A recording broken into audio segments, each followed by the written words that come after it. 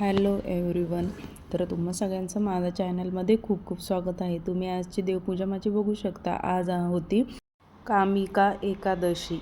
तर त्या एकादशीमुळं मी अशी पूजा केलेली आहे. आणि आज रांगोळीसुद्धा रांगोळीची न काढता मी फुलांची रांगोळी काढलेली आहे. तुम्ही खाली बघा मी कशी फुलांची रांगोळी काढलेली आहे. तर आणि आता श्रावण महिन्याला सुरुवात होत आहे. तर आता मी देवघरसुद्धा साफ करून घेणार आहे. देवघर साफ करायची वेळ आहे आपली सकाळी साफ करायचं. संध्याकाळी शक्यतो देवघर साफ करणं टाळावं. तर देवघरातलं मी आता सगळं सामान बाहेर काढून घेतलं आहे. आणि हे जे छोटंसं झाडू आहे ना, म्हणजे लक्ष्मी आहे ना, ती मी दिवाळीच्या वेळेस पूजा करते आणि ते फक्त मी देवघरासाठीच वापर करते त्याचा. कारण आपण इतर असं आपलं घर स्वच्छ करताना आपण तो मोठा झाडू वापरतो. छोट्या झाडूने आपण करत नाही.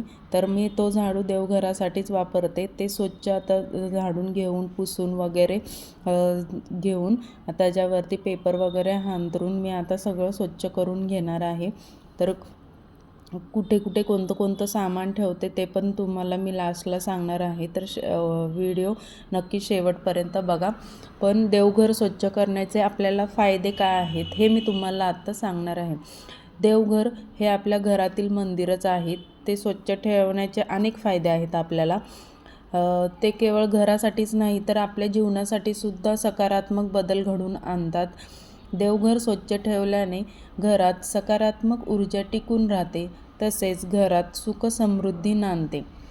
तर देवघर स्वच्छ ठेवल्याने घरात शांतता स्थिरता टिकून राहते. तसेच त्यातील सकारात्मक ऊर्जा आपल्याला आपल्या आरोग्यासाठी सुद्धा चांगली असते. आणि देवघर स्वच्छ केल्याने आपले मन शांत व प्रसन्न राहते.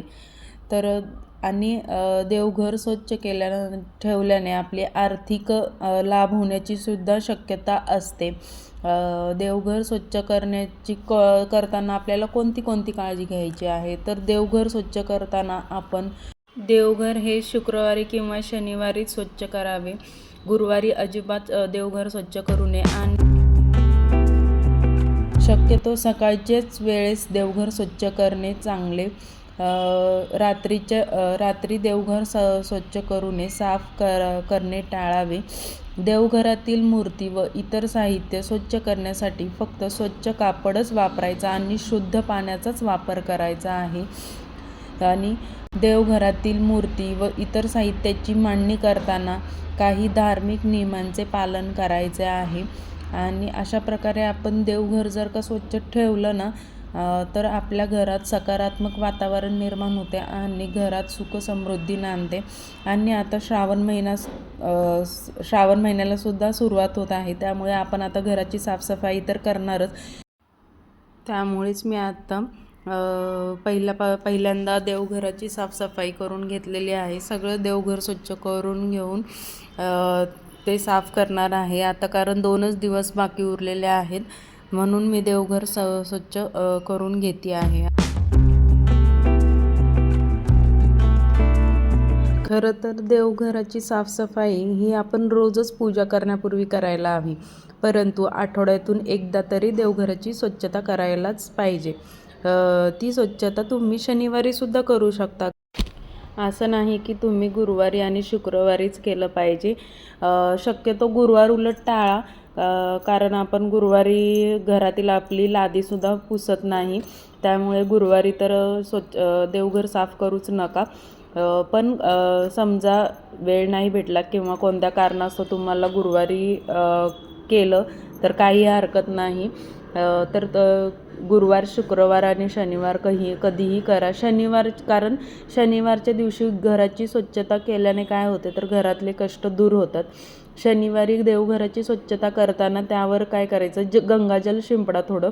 यामुळे संपूर्ण घर शुद्ध आणि सकारात्मक होईल.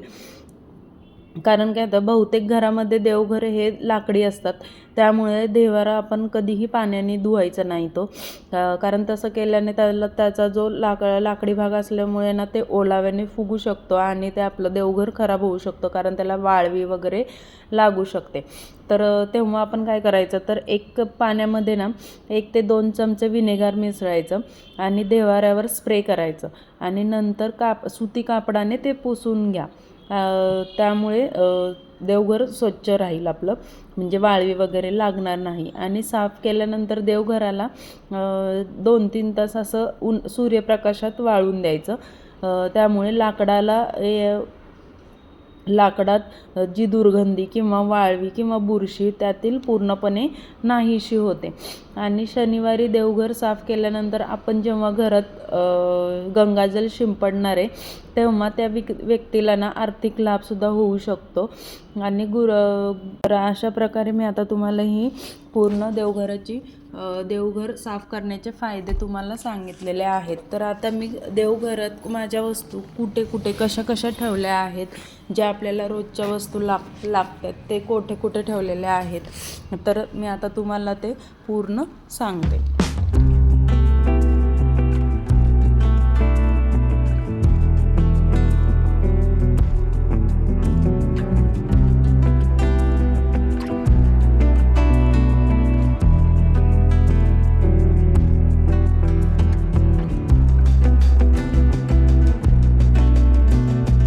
आता हा पहिला ड्रॉवर, तर इथं आपल्याला जे हळद, कुंकू, रांगोळी, तेल वगैरे लागतं ना, ते सगळं ठेवलेलं आहे. इथं नैवेद्याचं ताट ठेवते, इथं उदबत्ती, धूप, कापूर वगैरे तिथं आहे. इथेच सगळे देवाचे पुस्तकं आणि त्यांचे वस्त्र आहेत. आणि इथे आपण जे सत्यनारायण पूजा करतो किंवा आपण वैभवलक्ष्मीचे की गुरुवार किंवा स्वामींचे गुरुवार करतो त्याचे साहित्य आहे. तर अशा प्रकारे ही माहिती आवडली असेल तर लाईक, शेअर आणि सबस्क्राईब करायला विसरू नका. पुन्हा भेटूया अशाच एका नवीन व्हिडिओमध्ये. बाय.